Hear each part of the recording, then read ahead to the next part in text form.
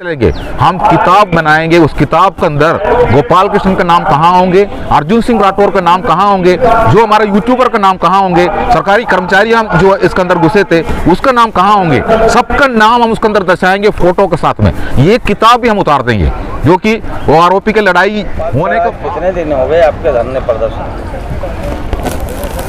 242 days board के साथ का है। देखो, आप लोग बार बार पूछते हैं कितना दिन हो गया, कितना दिन हो गया, तो मेरे को मन में ऐसे लग रहा था आप लोग मजाक तो नहीं कर रहा है।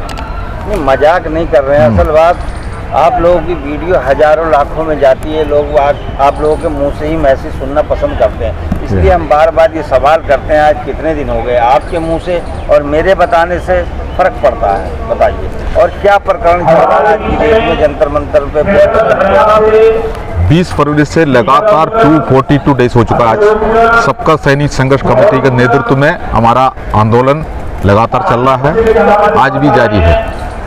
और हमने सरकार को जगाने वाला जो काम है वो तो हमने संवैधानिक तरीक़ा से की है, लेकिन सरकार ने उसको ऊपर जो गंभीरता ना दिखाते हुए वो हमारा यूनिटी को तोड़ने में लगा। वो हमारा ही बीच में किसी को ले ली और उनका द्वारा हमारा यूनिटी को तोड़ने का कोशिश किया, कर भी लिया। लेकिन फिर भी सबका सैनिक संघर्ष कमेटी जंतर मंतर पे डटे हैं। जो एक बार गिर गया फिर भी खड़ा हो गया।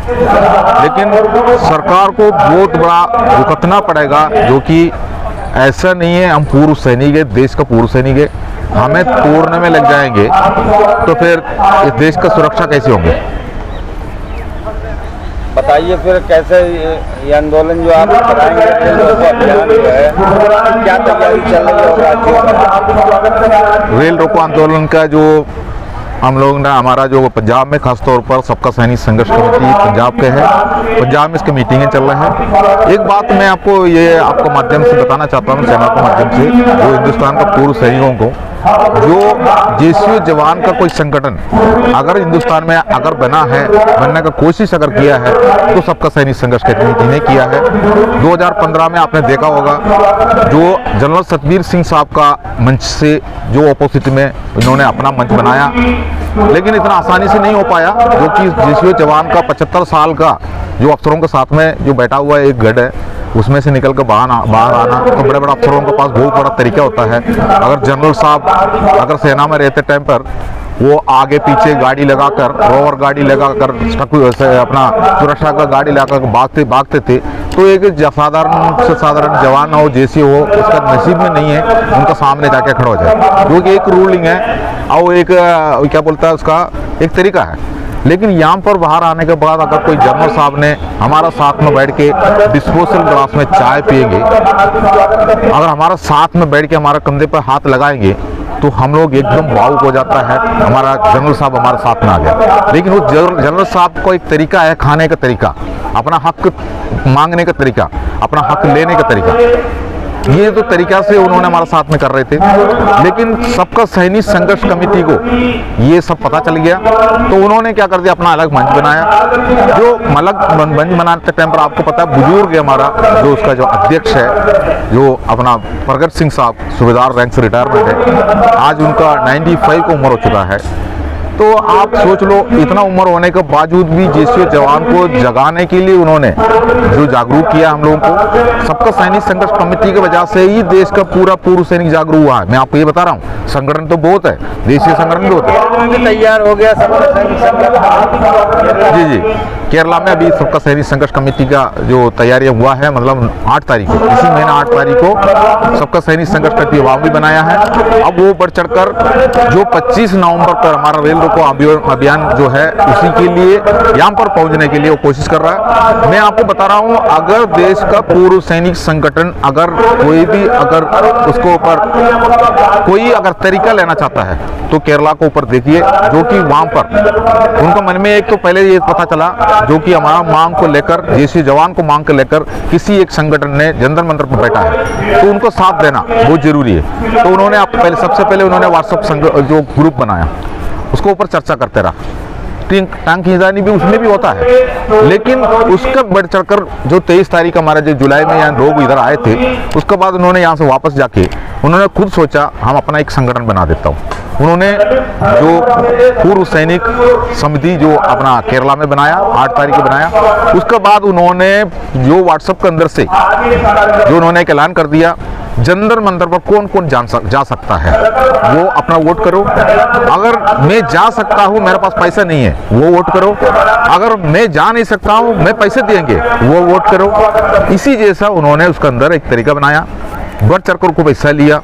अब वहाँ फंडिंग तैयार हो रहा है, जो आ नहीं सकता वो फंड दे रहा है, जो पैसा नहीं है वो आने के लिए तैयार हो रहा है। इसी जैसा काफ़ी टाइम है और ट्रेन कंपार्टमेंट वगैरह बुकिंग करने वाला काम भी उन्होंने शुरू कर रहा है, लेकिन वो बढ़ चढ़ कर हिस्सा लेंगे, जो कि उनका मन में ये आया हुआ है। जो जंतर मंतर पर जो मांग जो चल रहा है, जैसे जवान का मांग है, अगर इसी में से अगर सबका सैनिक संघर्ष कमेटी पीछे हट जाएंगे तो 75 साल पीछे और चले जाएंगे, गुलाम और बनते रहेंगे। जो कि जो भी है गुलाम है पहले से, वो हमने जेल के आया है। सर, आपके पूर्व सैनिकों ने एक पार्टी का गठन किया है, आने वाले 2024 का चुनाव कह रहे हैं, 500 कुछ क्या नाम हम पार्लियामेंट खड़ा करेंगे पूरे देश में और आह्वान करेंगे, जीतेंगे हम, सरकार बनाएंगे। जी, ये भी यहाँ मीटिंग हुआ था, मैं आपको बता रहा हूँ। कल जो 15 तारीख को शायद मीटिंग हुआ था। जनता ब्रिगेड हमारा सैनिकों का ही, जो पूर्व सैनिकों का ही जो है आह्वान है, उसका पहले ही जो हमारा संगठन बना हुआ है, जो मतलब राजनीति पार्टी से जुड़ा है, BJKP, ये भी है, 3-4 स्टेटों में है, वो भी बढ़ चढ़ के इसका हिस्सा ले रहा है। लेकिन वो राजनीति से जुड़े हैं, राजनीति से जुड़ा है, इसी के हिसाब से उन्होंने उसका रजिस्ट्रेशन किया है। तो राजनीति से जुड़ा है तो उसके अंदर हम ये नहीं कह सकता है ये राजनीति पार्टी में, हमारा इस संगठन में सिर्फ पूर्व सैनिक ही आ सकता है। उसके अंदर अफसर भी आ सकता है, आम जनता भी आ सकता है, पब्लिक भी आ सकता है, पूरा फोर्स भी आ सकता है, ये सब चीज़ें उसके अंदर है। लेकिन उन्होंने ऐलान कर दिया है, हम लोग अपना बल पर हम जो चुनाव लड़ेंगे, हमारा मतलब पूर्व सैनिक को हम प्रधानमंत्री तक बनाएंगे, ये ऐलान है। बिल्कुल अच्छी बात है, ऐसा बात नहीं है, जो हम भी उनका जलवा को जो बात को हम भी मानते हो होना चाहिए, ऐसा बात नहीं। लेकिन हम लोग ने ये वहाँ पर एक बायलॉस रखा हुआ है। मैं आपको ये बता रहा हूँ, 8 महीने से हम लोग ने यहाँ पर अफसरों को और राजनीति को बाहर किया है। राजनीति को बाहर करने का एक कारण है, मैं आपको ये बताना चाहता हूँ, अभी इस मंच से बताना चाहता हूँ। अगर मान लो अभी हम 3 खड़े हैं, आप देख रहे हो, हम एक ही मंच में बैठा है। अगर मान लो आम आदमी पार्टी से बताएंगे, ये बताएंगे मैं BJP का है, ये बताएंगे मैं कांग्रेस का है, तो हम तीनों इस मंच में बैठ के हम वही पार्टी के बारे में बात करेंगे, हमें अच्छा नहीं लगेंगे, हम लड़ेंगे मरेंगे, उसके बाद हम लोग अपना दरी लेकर चले जाएंगे। तो ये जगह पर हम लोग जो राजनीति नहीं बोलेंगे। अब दूसरी एक बात है, हम अधिकारी को बाहर किया। अधिकारी से हमारा कोई जातीय दुश्मन नहीं है, अधिकारी होता है तभी तो हमारा सेना भी आगे बढ़ेगी, उनका भी अपना रोल होता है, बहुत बड़ा रोल है, ऐसी बात नहीं। जो कि उन्होंने उनके लिए जो भी सुविधा सरकार ने दिया है, बहुत बड़ा सुविधा दिया हुआ है, उसमें अगर कमियां हैं तो सरकार से मांगना चाहिए। हम उसके लिए ये नहीं बोल रहा हूँ, अभी फर्जी 40% फर्जी डिसेबिलिटी पेंशन ले लिया अफसरों ने, उसके पीछे सरकार ने एक पॉलिसी निकाल दिया, जो कुछ बीमारियों के लिए उन्होंने अलग कर दिया। तो उनको पता चला हमारा पैसा रिफंड ना हो जाए, हमारे ऊपर एक्शन ना हो जाए, तो उन्होंने जैसे जवान का भी नाम ले लिया, बोला सेना का साथ में, सैनिकों का साथ में बहुत अन्याय हुआ। लेकिन ऐसा कुछ नहीं है। जो सैनिकों के लिए जो अगर डिसेबिलिटी पेंशन लिख भी देता है तो भी उसको लेना इतना आसान नहीं है, जो कि उस जगह पर भी हमको शोकास नोटिस आता है, इतना आसानी से नहीं मिलता है। लेकिन अफसर को तो मान लो एक शुगर है, अगर अपना BP है, ये बीमारी के ऊपर भी 75-80% जो पेंशन लिया है। हमने नहीं बोल रहा हूँ, सरकार ने उस चीज़ को पकड़ा है, CAG रिपोर्ट है, तो उसी के ऊपर उन्होंने अपना खजाना खाली हो रहा है, तो उन्होंने उसके ऊपर एक्शन लिया है, लेकिन वो हमारा नाम ले रहा है। अब आपको ये भी बता रहा हूँ, जो 7th CPC जब आए थे, जो तीनों सेना प्रमुख ने पूरा पैसा को रोक लगा दिया। उन्होंने बोला हमारे जैसे जवान हमें ये पैसे से संतुष्ट नहीं है, आपने जो दिया है हमें अलग से चाहिए। 1 साल तक उन्होंने चुपचाप बैठे रहा, बंद कमरे में चर्चा चलाया। सरकार के सामने हमारा तीनों सेना प्रमुखों ने बताया, जो हमारे पास 10,000 जो पूर्व सैनिक, मतलब 10,000 अफसर कम है, तो हमें सुविधा कम होने की वजह से कोई युवा अफसर नहीं बनना चाह रहा है। इसी जैसा चर्चा चला के उन्होंने अफसरों ने अपने लिए फिटमेंट फैक्ट अलग ले लिया, हमारे लिए अलग रख दिया। 1 साल तक जो जिसको बिठा कर रखा है उनको वही पुराना वाला ही दे दिया। तो हमारा स्ट्रेंथ जहाँ इस्तेमाल करना वो ले लेता है। अगर मान लो सरकार ने उनको ऊपर अगर राशन के ऊपर कैंची चला दिया तो भी हमारे साथ में मिलकर वो अपने ले लेता है। हमने अगर अपना मांग लेने के लिए अगर जंतर मंतर पर बैठ गया तो बोलता है ये आतंकवादी बैठा है, ये उग्रवादी बैठा है, खालिस्तानी बैठा है, एंटी नेशनल एक्टिविटी मतलब एंटी नेशनल एक्टिविटी कर रहा है, जो देश के खिलाफ बात कर रहा है। तो हमने भारत माता की यही बोल रहा है, हम अभी नहीं तो कभी नहीं बोल रहा है, जो हमने यही जिंदाबाद कर रहा है। तो उनके लिए कोई जरूरत पड़ रहा है तो वो इकट्ठा हो जाता है। यही होता है मांग करने का तरीका, यही होता है मांगने का तरीका।